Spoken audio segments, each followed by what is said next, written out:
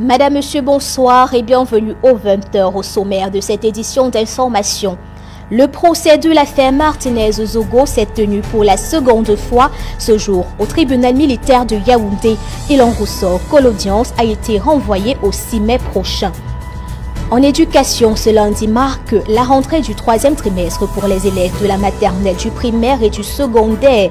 Pour mieux réussir cette dernière ligne droite, vous aurez quelques conseils des pédagogues à l'endroit des élèves et parents. Et enfin, nous parlerons des violences faites sur les enfants, les parents premiers responsables de ces actes de maltraitance. Madame, Monsieur, c'est tout pour les titres. Le développement est à suivre.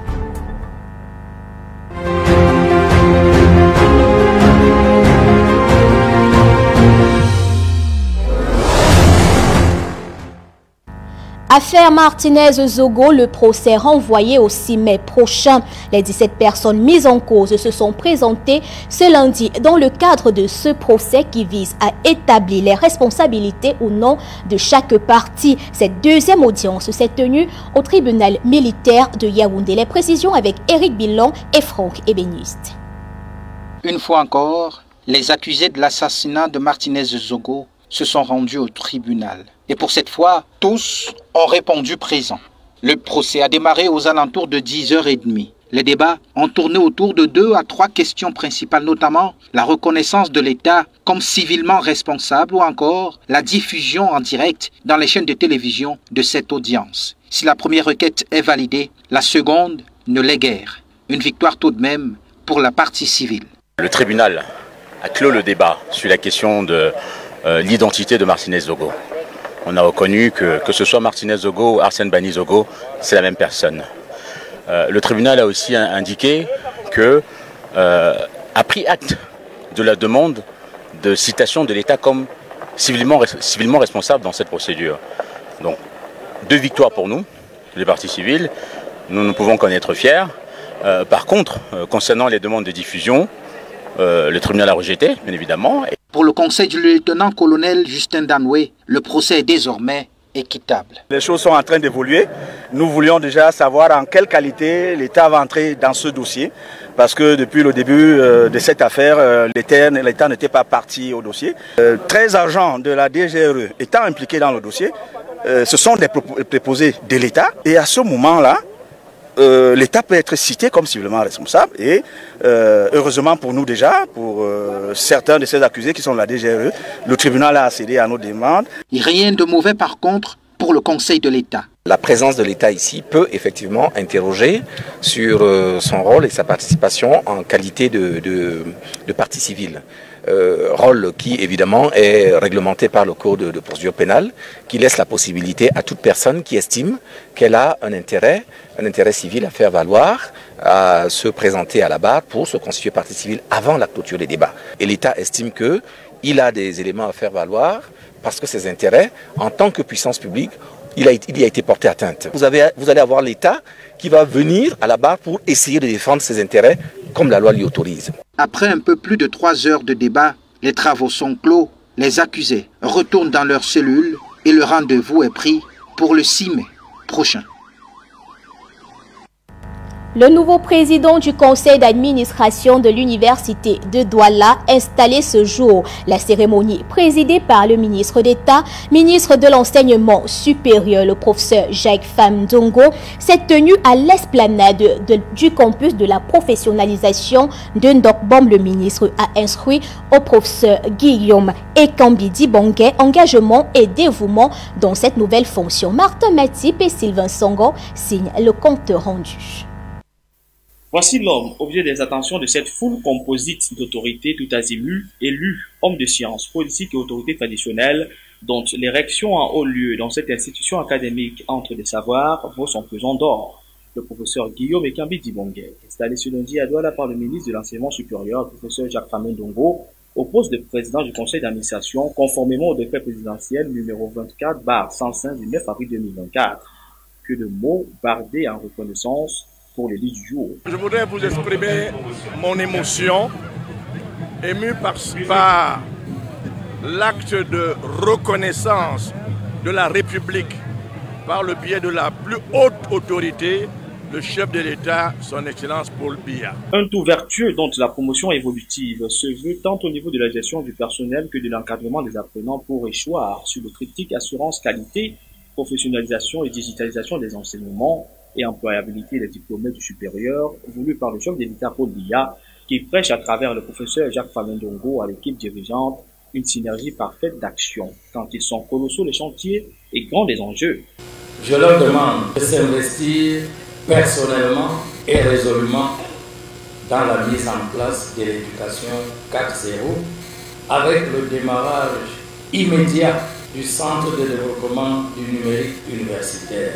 Cette cérémonie opulente en son et couleurs a permis aux natifs Sawa de plonger dans du mus originel à travers un rite d'adoublement des chefs traditionnels, porteur d'un message de sagesse devant le conduire sur les sentiers de l'accomplissement. La quête permanente de l'intérêt commun, de l'intérêt général, au-dessus de nos égoïsmes personnels, car seul l'intérêt général, car seul l'intérêt commun doit triompher. Et c'est pour ça que et la République et la communauté Sawa m'ont confié ces responsabilités. Le bal des félicitations au nouveau PCA de l'Université de Douala a clos cette belle cérémonie qui a connu son ouverture par l'inauguration de la maison de l'étudiant entrepreneur au site du campus de la professionnalisation par le ministre Jacques Famendongo, lequel a saisi l'occasion pour inviter les apprenants à usiter sans modération de toutes les opportunités et expertises en termes d'éducation et de formation mises à leur disposition.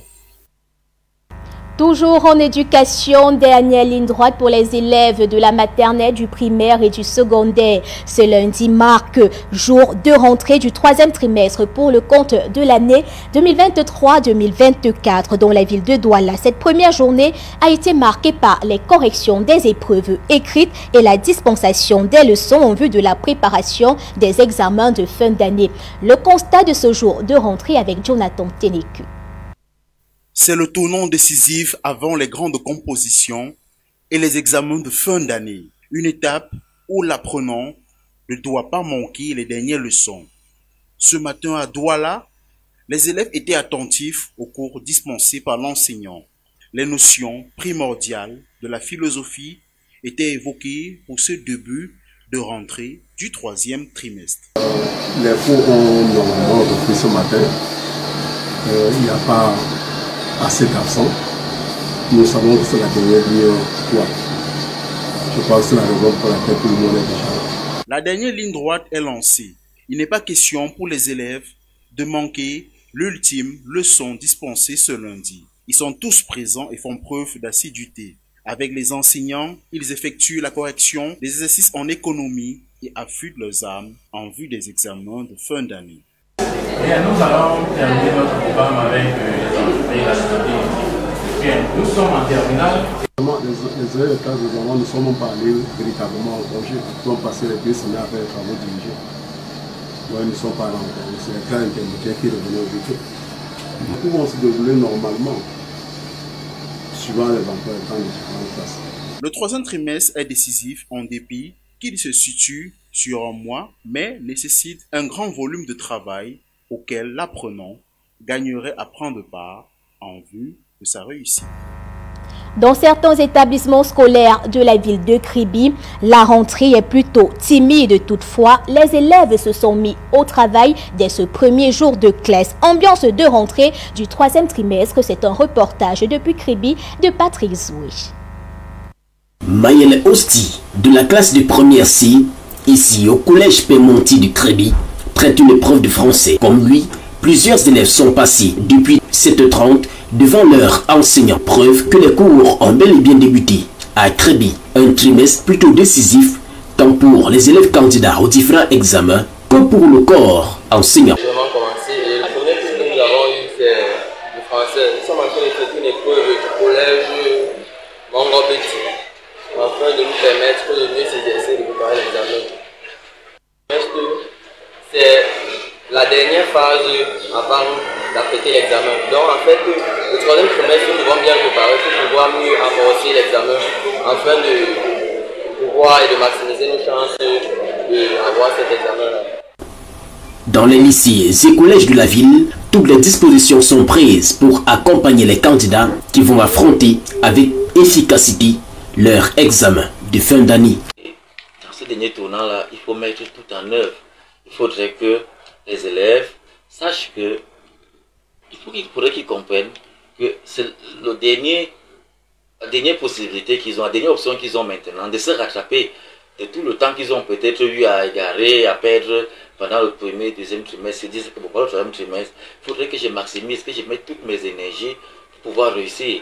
C'est pourquoi, pour les classes d'examen, nous avons planifié déjà des TD qui ont commencé depuis le début de l'année et qui se... Au lycée bilingue de Dombé également, le compte à rebours est lancé par les travaux dirigés. Dans un climat serein, la rentrée est effective dans la cité balnéaire de Crébi. Vous l'avez donc compris, le troisième trimestre est une étape décisive au cours de laquelle les élèves doivent mettre toutes les chances de leur côté pour espérer réussir en fin d'année. Alors, il est recommandé aux élèves plus de concentration et de redoubler d'ardeur au travail et aux parents plus de vigilance. Antoine Okala et Charles Ntamak pour le reportage. Dans cette salle de classe, les élèves assidus suivent l'enseignant avec une attention particulière. Dans cette dernière ligne droite, il est recommandé aux élèves, surtout ceux des classes d'examen, d'être plus responsables. Les enfants de notre établissement, comme ceux des autres établissements, devraient juste se concentrer parce que le troisième trimestre étant le plus court, le plus déterminant, il faudrait que les enfants se mettent ardemment au travail parce que ils n'ont que quelques semaines encore à faire en classe pour des révisions, des programmes étant censés être bouclés d'ici la fin de ce mois ou plus tard. Donc l'enfant devrait s'autodiscipliner, l'enfant doit se mettre au travail, l'enfant doit savoir que c'est le trimestre dans lequel il peut rattraper les erreurs ou les manquements qu'il a eu les trimestres précédents. Pour accompagner les apprenants dans un succès sans faille, les établissements scolaires mettent sur pied des méthodes de travail adaptées pour un meilleur suivi. Nous avons mis les enseignants principaux à contribution pour faire des séances de révision aux enfants les plus petits, à leurs heures libres et aux plus grands aussi, à leurs heures libres aussi. Ils ont des groupes d'études entre eux, mais au-delà de tous ces efforts personnels, l'établissement a prévu, pour ceux des classes d'examen surtout, de faire des séances de remise à niveau intensives juste après l'évaluation de séquence 6, question de les préparer de façon sereine et sérieuse dans l'examen de fin d'année. Question d'entrer dans des meilleures conditions d'examen. La correction des anciennes épreuves est un exercice privilégié. L'enfant doit s'approcher au fur et à mesure de l'examen, se frotter aux anciennes épreuves, avoir l'esprit d'un examen, d'un enfant qui s'apprête pour un examen. Et ça se passe justement à travers ces anciennes épreuves-là qu'on doit faire corriger en classe par les enseignants concernés, qui peuvent même traiter entre eux des séances de travaux dirigés, des séances de remise à niveau, etc. L'on demande aux parents, pour le reste de l'année scolaire, d'être plus attentifs et vigilants sur leur progéniture. Le conseil que je donnerais à chaque parent, c'est d'abord de s'assurer que l'enfant, où qu'il soit, est en train de travailler à l'examen qu'il prépare. Parce qu'il y a beaucoup d'enfants qui font le semblant, qui font des groupes d'études, qui deviennent des fuites pour aller faire d'autres choses. Et donc les parents doivent être vigilants et accompagner les enfants dans ce travail. Le troisième trimestre de l'année scolaire a quitté les rails. Reste aux élèves de faire preuve de leur efficacité pour une réussite future aux examens officiels.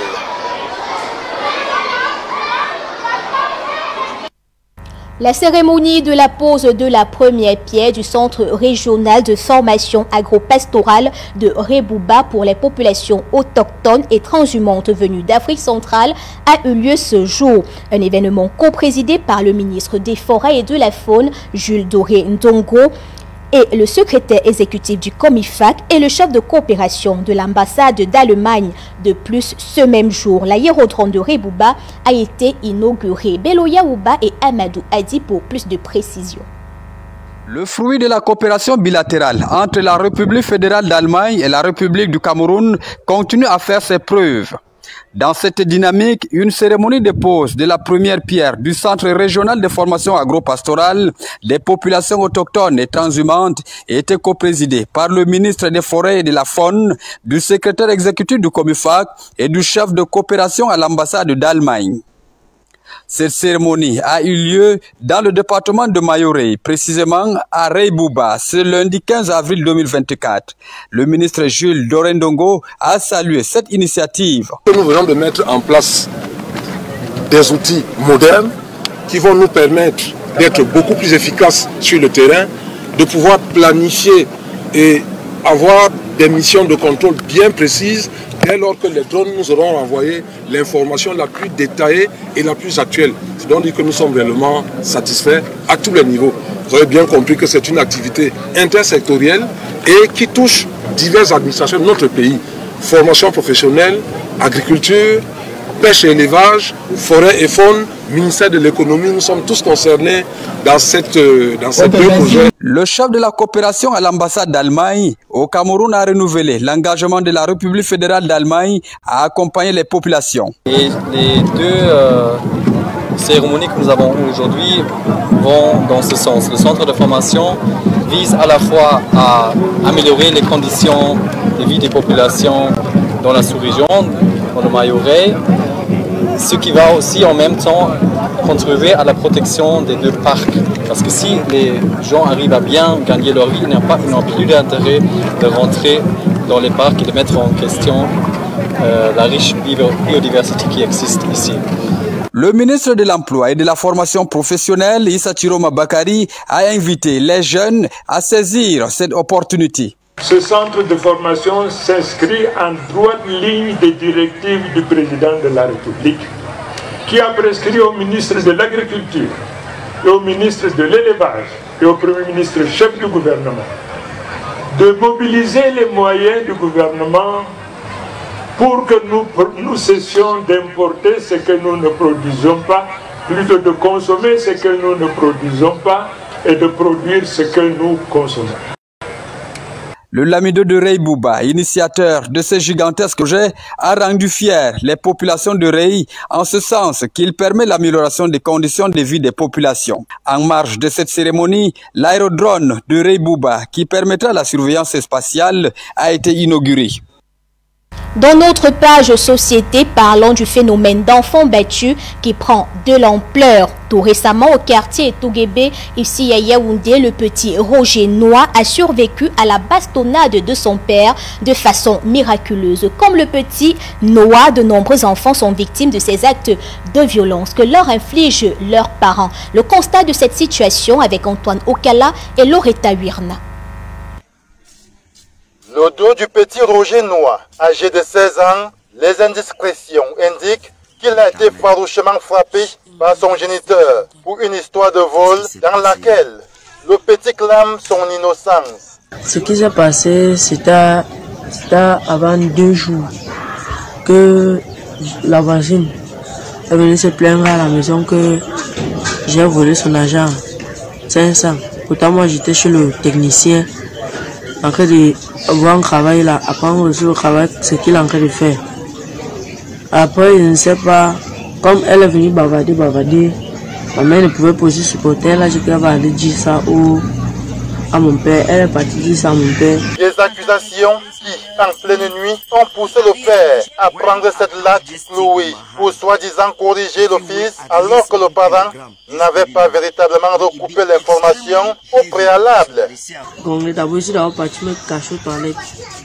Après, il m'a appelé, je suis sorti des toilettes, je suis venu. Il me dit entre dedans, j'avais peur. Après, il m'a pris, il me dosait avec les coups de poing. Il me dosait, il me demandait que il faut quoi dehors jusqu'à 22 h. Me doser, me taper comme si j'étais pas là, comme si j'étais pas un être humain. Jusqu'à me déshabiller, jusqu'à me demander là où il y a sa chicotte. Pourtant, il ne connaissait même pas où sa chicotte est. Pour qu'il me libère même un peu, je lui ai seulement menti que la chicotte est cachée dehors dans le champ. Au regard des hématomes, l'enfant n'aura la vie sauve que grâce à un médecin après moult difficultés. Comme ils sont partis à l'hôpital, il y a le clinique ici là, ils ont refusé. Ils ont refusé quoi? Ils ont refusé, ils ont dit qu'ils ne peuvent pas courir. Ils sont partis au centre, même chose, ils ont dit qu'ils ne pouvaient pas courir. Ils sont partis jusqu'à Baptiste. C'est à Bimassi, ils ont dit qu'ils ne pouvaient pas courir aussi ça. Aujourd'hui maintenant, ils sont partis dans cette clinique ici en bas. Le docteur a vu ça, il s'est fâché. Il est parti avec moi à la gendarmerie pour qu'on voie ça. Dans cette famille, vivant dans cette concession, Au quartier Etouguébé, le fouet semble devenu le sport favori du géniteur. On a dit que ma petite s'est aussi impliquée dedans. C'est pour ça que ma petite soeur, elle aussi, elle connaissait aussi, elle aussi fuit. J'ai bon problème avec ma petite soeur. Elle s'est juste cassée la dent. Comme dans la famille noire, les cas de maltraitance des enfants sont légion. Une montée en puissance devenue inquiétante. L'association Fierté Afrique francophone a tenu ce jour une conférence de presse au Djega Palace dans le but d'informer le public sur les enjeux de la certification du métier de père éducateur. Ceci en prélude à la 12e édition de la conférence internationale de francophonie sur le VIH-Sida, les hépatites, la santé sexuelle et les infections émergentes qui se tiendra du 16 au 19 avril 2024 à Yaoundé. Les précisions avec Florence Sezan et Charles Ntamak. Ici à Yaoundé, la capitale politique du Cameroun, la question des pères éducateurs était au centre des débats. Il était question de relever les défis, les difficultés auxquelles font face ces agents de santé communautaire. Et surtout, mettre un accent particulier sur le rôle qu'ils jouent dans la lutte contre les épidémies. Aujourd'hui, de cette conférence de presse, c'était vraiment de partager déjà les initiatives de Coalition Plus, mais aussi des autres partenaires sur la question de la reconnaissance, en tout cas du métier des pères éducateurs. Parce que nous savons tous que les pères éducateurs sont véritablement les maillons essentiels de la lutte contre le VIH, mais aussi dans d'autres domaines de la santé, ils jouent un rôle important. La conférence qui a réuni professionnels des médias et des partenaires au développement a été l'occasion de préciser les principales missions d'un père éducateur, qui sont entre autres de donner des informations justes et identifiables, ainsi que de sensibiliser la jeunesse sur le mode de vie à adopter. Plus que jamais, on a besoin des pères éducateurs. Vous savez, les pères éducateurs sont ceux qui permettent aux personnes les plus marginalisées, les plus vulnérables au VIH, de pouvoir accéder aux services. Et plus ça va, plus on a besoin de centrer justement les services sur ces personnes-là, qui sont celles qui jusque-là n'avaient pas accès aux services pour différentes raisons. Donc en fait, ça rend le rôle des pères éducateurs encore plus important et ça rend leur intervention encore plus large aussi parce que la réponse au VIH évolue. La lutte contre le VIH-Sida et les droits de l'homme sont les deux principaux combats de ces pères éducateurs. L'objectif étant d'accompagner leurs principales cibles que sont les jeunes afin qu'ils s'insèrent dans la société. Le domaine où les gens c'est le VIH, droits humains aussi. Voilà les deux axes avec lesquels les pères éducateurs normalement doivent travailler dans le droits humains. Dans le droits humains, on parle beaucoup plus de droits, de droits des personnes. On s'entend que toute personne, que ce soit LGBT, que ce soit transgenre, que ce soit quoi, on a tous le même droit que les personnes hétéros. Donc on doit être au respect, on doit aussi avoir ce même respect là aussi qu'un hétéro a aussi. Donc on doit être en mesure de nous respecter. Rappelons que la conférence internationale francophone sur le VIH, les hépatites, la santé sexuelle et les infections émergentes se tient tous les 2 ans. Elle offre ainsi une opportunité aux chercheurs de se rassembler autour de l'actualité scientifique. Ce lundi est dédié à la Journée mondiale de l'art, une 12e édition qui rappelle son importance pour les peuples. Au Cameroun, malgré la diversité artistique, les professionnels trouvent leur compte. Illustration dans ce reportage d'Éric Billon et Franck Ébéniste. Les métiers de l'art, ils en ont fait leur passion et leur profession. Charles et Françoise sont tous deux artistes. Leur domaine, la fabrication d'objets d'art à base de bois et de vêtements. En fait, je suis en train de décorer un sac en obom, un sac traditionnel en obom.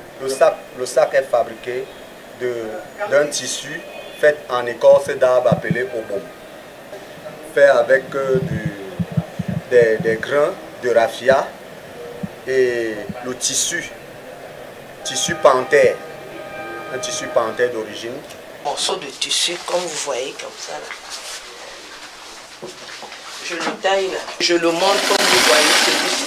Je pose mon motif. Artistes depuis de nombreuses années, nos deux professionnels vivent de leur métier. de manière convenable. Un jour, vous pouvez vendre 20 000, vous pouvez vendre 50 000, vous pouvez faire 100 000, ça dépend des journées. Oui, je joue mes deux bouts, je mange, vous me voyez, j'ai bonne mine.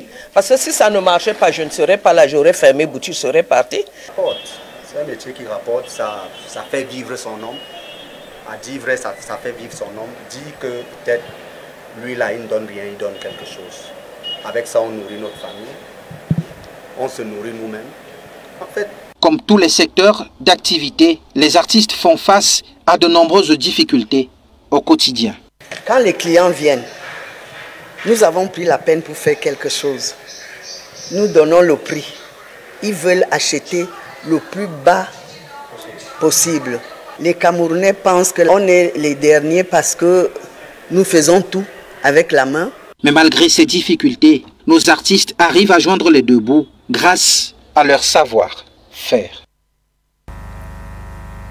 En sport, football Elite One, Playoff Down, PWD bat AS Fortuna au stade annexe Olembe et UMS de Loum domine Fovo de Baram 2-0. Le derby Bamboutos FC de Mbouda contre Aigle Royal de Lamenois s'achève sur un score nul d'un but partout au stade annexe de Fandena. Aimé Moukoko pour plus de précision. Les supporters de l'Aigle Royal de la Menois peuvent applaudir leurs joueurs au coup de sifflet final du match choc de cette 7e journée des Playoff Down de l'Elite One. Ils sont passés par toutes les émotions avec déjà à la première minute de jeu une mauvaise sortie du gardien qui offre le but à Boris Caché, bien placé en renard de surface. 1-0 Bamboutos de Bouda maintient l'avantage au score, bien que ce soit l'Aigle qui déploie ses ailes pour rattraper les Mangwa Boys. Se faire attraper en fin de rencontre comme ça, c'est pas reluisant, pour nous. Surtout que nous avons essayé de beaucoup communiquer et nous avons fait savoir aux enfants que ça devait être un match assez difficile et qu'on pouvait le gagner, ne serait-ce que par un score étriqué. Le gardien Manfred Mekumba ne rassure toujours pas sur ses sorties, mais les joueurs de Bamboutos n'en profitent pas, comme ce long ballon qui manque de peu la lucarne.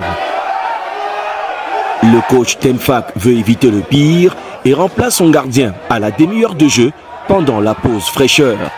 Je peux dire qu'avec le gardien, c'est le manque de concentration et voilà, dès l'entame de jeu, et il a pris un but comme ça, c'est arrivé. On ne va pas l'incriminer, on va rester concentré. Il a beaucoup besoin, n'est-ce pas, du travail mental. On va continuer ce travail-là.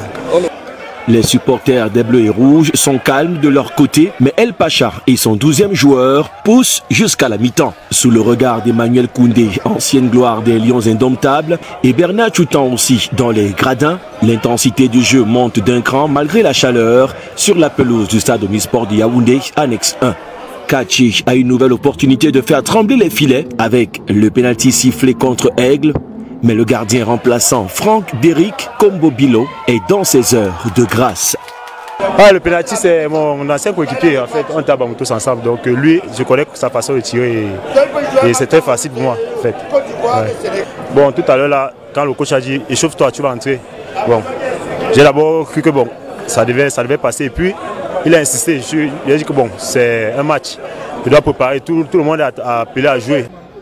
Il faut attendre la dernière minute pour voir Aigle arracher l'égalisation par William Ekanga Lobé. Un but partout. Bamboutos est tenu en échec. Les enfants sont battus, mais on espérait au moins une victoire devant Aigle ce soir, surtout qu'Aigle est notre voisin. Vraiment un derby régional comme ça avec son voisin et qu'on arrive à faire mal nul. Surtout avec une action comme celle que vous avez vue à la dernière minute que malheureusement le poteau n'a pas voulu, n'a pas accepté que les feux de Mangwa brise cet après-midi. L'Aigle Royal de la Menois se met un peu plus à l'abri dans la première partie du classement pour éviter les 5 places relégables. À votre suite, Aimé Moukoko, précisons que la deuxième rencontre au stade Omnisport de Yaoundé, annexe 1, mettait aux prises le club de Faux-Vazur endeuillé récemment par la perte d'un de ses joueurs contre l'Union sportive de Douala. Match aussi serré jusqu'à la fin pour le seul but inscrit par le capitaine et défenseur central des Nassara Gamakai, Rostan Moukap. Les Verts et les Blancs d'Union gardent la tête du championnat des Playoff Down de l'Elite One et sont déjà qualifiés pour jouer la prochaine saison du championnat national de football camerounais de première division. Madame, Monsieur, c'est sur cette note en sport que nous refermons ce journal. Merci de nous avoir suivis. Nos programmes se poursuivent à partir de 21 h. Retrouvez votre émission Balle au centre, une présentation des Mémo Coco. Quant à moi, je vous dis à demain lorsqu'il sera 20 h. D'ici là, portez-vous bien.